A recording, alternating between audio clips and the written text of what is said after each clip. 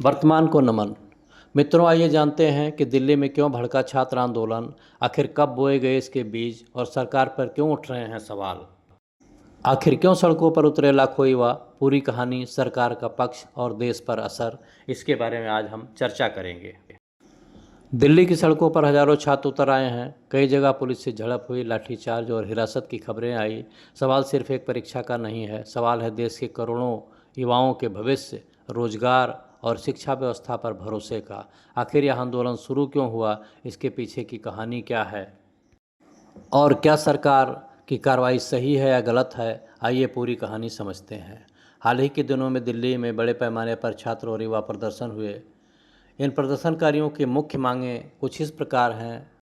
NEET और अन्य परीक्षा अनियमितताओं की निष्पक्ष जांच हो, पेपर लीक के जिम्मेदार लोगों पर सख्त कार्रवाई की जाए, भविष्य में पेपर लीक रोकने के लिए मजबूत तंत्र और व्यवस्था की जाए, सार्वजनिक परीक्षाओं में पारदर्शिता हो, शिक्षा मंत्री के इस्तीफे की मांग की जा रही है, परीक्षा प्रणाली में व्यापक सुधार की मांग हो रही है, युवाओं के रोजगार और भर्ती प्रक्रियाओं में तेजी हो। क्या यह सिर्फ एक परीक्षा का मामला है? मुझे लगता है नहीं। आंदोलन केवल एक परीक्षा तक सीमित नहीं है, यह कई वर्षों से जमा हो रहे गुस्से का परिणाम माना जा रहा है, जैसे लगातार पेपर लीक होना, प्रतियोगी परीक्षाओं में देरी करना, भर्ती प्रक्रिया का लंबा इंतजार करना, बढ़ती बेरोजगारी, युवाओं में भविष्य को लेकर असुरक्षा। इन मुद्दों ने मिलकर एक व्यापक असंतोष पैदा किया, जिसकी वजह से देश के जो युवा पीढ़ी है और छात्र हैं वो अपने आप को रोक नहीं पा रहे हैं। अगर पीछे जाएं और इसके बारे में देखें तो इसकी शुरुआत अचानक नहीं हुई है। पिछले कुछ वर्षों में कई प्रतियोगी परीक्षाओं को लेकर विवाद सामने आए। छात्रों का आरोप रहा कि पेपर लीक होते रहें, परीक्षाएं रद्द होती रहीं, रिजल्ट में देरी हुई, कई भर्तियों का रिजल्ट वर्षों तक अटका रहा। इन घटनाओं ने धीरे धीरे छात्रों का भरोसा कमज़ोर किया। हालिया परीक्षा विवाद ने उसी आंदोलन असंतोष को बड़े पैमाने में आंदोलन में बदल दिया।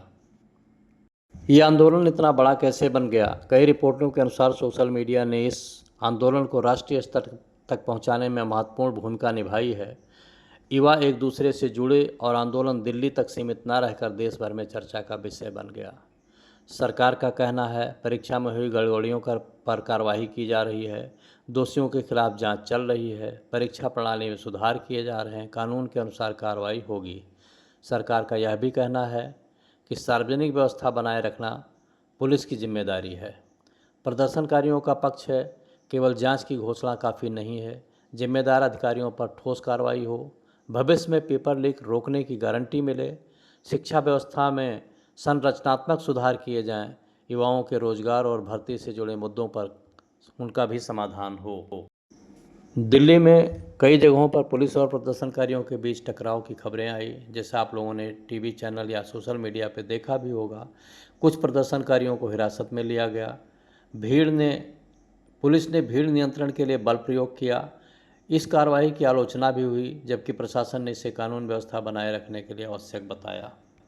विपक्ष कह रहा है युवाओं की समस्याओं को गंभीरता से नहीं लिया गया, आंदोलनकारियों के साथ कठोर व्यवहार किया गया। दूसरी ओर सत्ता पक्ष का कहना है कि विपक्ष इस मुद्दे का राजनीतिक लाभ उठाने की कोशिश कर रहा है।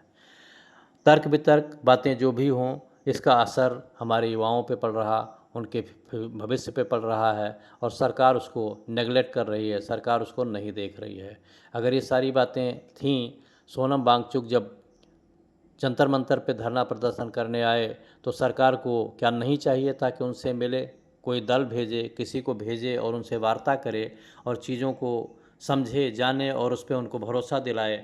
ये तो सरकार ने किया नहीं, ऊपर से उनको उठा के ज़बरदस्ती ले गए हॉस्पिटल में और फिर बर्बरतापूर्वक छात्रों पे लाठी चार्ज किया गया, मारपीट की गई, दंगा फसाद हुआ, पुलिस को भी चोट आई, प्रदर्शनकारियों को भी चोट आई। तो क्या सरकार इसी चीज़ का इंतजार कर रही थी कि दंगा इस कदर भड़क जाए कि हर तरीके से अशांति फैल जाए और देश का माहौल ख़राब हो, तब जाके सरकार के कान पे जूं रेंगेगा और सरकार कुछ करेगी? ये इंतजार करने की क्या ज़रूरत थी? चीज़ें बात करने से भी सॉल्व हो सकती थीं, रास्ता निकल सकता था। पहले जाके किसी दल को क्यों नहीं भेजा गया जो सोनम वांगचुक से बात करता और इस मुद्दे पर हल निकालने की कोशिश करता? यह सवाल राय का है, तथ्य का नहीं है। कानून व्यवस्था बनाए रखना जरूरी है। दोषियों के खिलाफ जांच हो और सुधार की प्रक्रिया शुरू की जाए। शिक्षा और भर्ती व्यवस्था में भरोसा बहाल होना चाहिए। केवल आश्वासन नहीं, ठोस और समयबद्ध सुधार चाहिए, ऐसा प्रदर्शनकारियों का पक्ष है, जो कि मुझे लगता है कि गलत नहीं है। लोकतंत्र में शांतिपूर्वक विरोध का अधिकार भी महत्वपूर्ण है और कानून व्यवस्था बनाए रखना भी उतना ही आवश्यक है। दिल्ली का यह आंदोलन केवल एक परीक्षा का विरोध नहीं, बल्कि करोड़ों युवाओं की शिक्षा, रोजगार और भविष्य को लेकर बढ़ती चिंता का प्रतीक बन गया है। आने वाले समय में यह इस बात पर निर्भर करेगा कि सरकार कितनी प्रभावी और पारदर्शी कार्रवाई करती है और क्या प्रदर्शनकारियों की प्रमुख मांगों का समाधान निकल पाता है या नहीं। पेपर लीक होने से मेहनती छात्रों का भविष्य खराब होता है, वर्षों की तैयारी बेकार हो जाती है, परीक्षा प्रणाली पर भरोसा कम होता है। इसलिए पारदर्शी व्यवस्था और जवाबदेही की मांग उचित है। सरकार को ये भी ध्यान रखना चाहिए कि एक परीक्षा में हजारों छात्र शामिल होते हैं और उनको परीक्षा देने के लिए यहाँ से वहाँ जाना पड़ता है। उनका फ्यूचर ख़राब होता है, उनके दिन खराब होते हैं, उनका पैसा खराब होता है। और जो छात्र पूरी साल मेहनत करके बैठा होता है कि वो उम्मीद लगाए रहता है कि इस परीक्षा से उसका क्या निष्कर्ष निकलने वाला है, वो पास होगा या फेल होगा, इस चीज़ की उम्मीद लगाए बैठा रहता है। और सरकार की तरफ से एक पेपर लीक की बात आ जाती है और पूरी की पूरी मेहनत और पूरी की पूरी जो उनकी जमा पूंजी होती है वो धरी की धरी रह जाती है और छात्र निराश हताश वापस अपने घर पे बैठ जाता है। कई सारे छात्र तो इस वजह से आत्महत्या करने पर भी मजबूर हो जाते हैं। और जिन छात्रों के पास पैसे की इतनी कमी होती है, जो घर से इतना मजबूत नहीं हैं, उनकी पूरी ज़िंदगी का सवाल होता है। क्या सरकार को इस बात पर ध्यान नहीं देना चाहिए? ये प्रदर्शन करने की ज़रूरत क्यों पड़ रही है? सरकार स्वतः संज्ञान क्यों नहीं लेती ऐसी चीज़ों पे? क्या सरकार जानबूझ के सब करवाती है? क्या ऐसे लोग नहीं देश में हैं जो इन चीज़ों पर रोक लगा सकें? और अगर ये मांग की जा रही है कि शिक्षा मंत्री इस्तीफ़ा दें तो क्या गलत है? अगर शिक्षा मंत्री या कोई भी मंत्री इस काबिल नहीं है कि अपने कार्यभार को, अपनी जिम्मेदारी को सही तरीके से निभा सके, तो उसको सरकार में बने रहने का, उसको उस पद पे बने रहने का कोई अधिकार नहीं है। उसको स्वतः ही इस्तीफ़ा दे देना चाहिए। उसको ये मानना चाहिए कि वो उस काबिल नहीं है कि इस कार्यभार को संभाल सके और देश के हज़ारों लाखों युवाओं के साथ जो खिलवाड़ किया जा रहा, उसको अगर उसकी रोकने की क्षमता नहीं है तो उसे स्वतः इस्तीफ़ा दे देना चाहिए, सरकार से अलग होना चाहिए और किसी ऐसे योग्य व्यक्ति को लाना चाहिए जो इन चीज़ों पे काम कर सके, जो इन गड़बड़ियों को, जो इन अनियमितताओं को रोक सके और जो इन पे कड़ी तरीके से व्यवहार कर सके और परीक्षार्थियों के लिए, विद्यार्थियों के लिए ऐसा माहौल तैयार कर सके जिससे कि उनमें असंतोष ना रहे।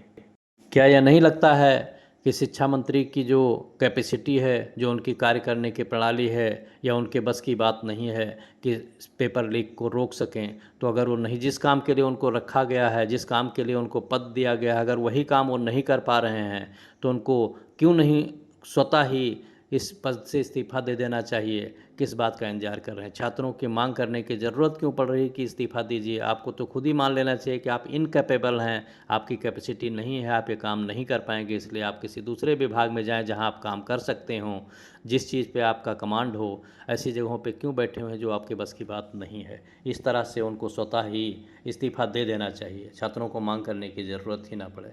मित्रों, मैं चाहूँगा कि इस बात पे आप लोग देखें, समझें और आपके कमेंट्स हों कि क्या सरकार जो कर रही है वो सही कर रही है, छात्र जो कर रहे हैं वो सही कर रहे हैं, या इसमें और कोई गुंजाइश है, कोई सुधार की ज़रूरत है जिससे कि सरकार के पास वो अपील भेजी जा सके। बहुत बहुत धन्यवाद। जय हिंद।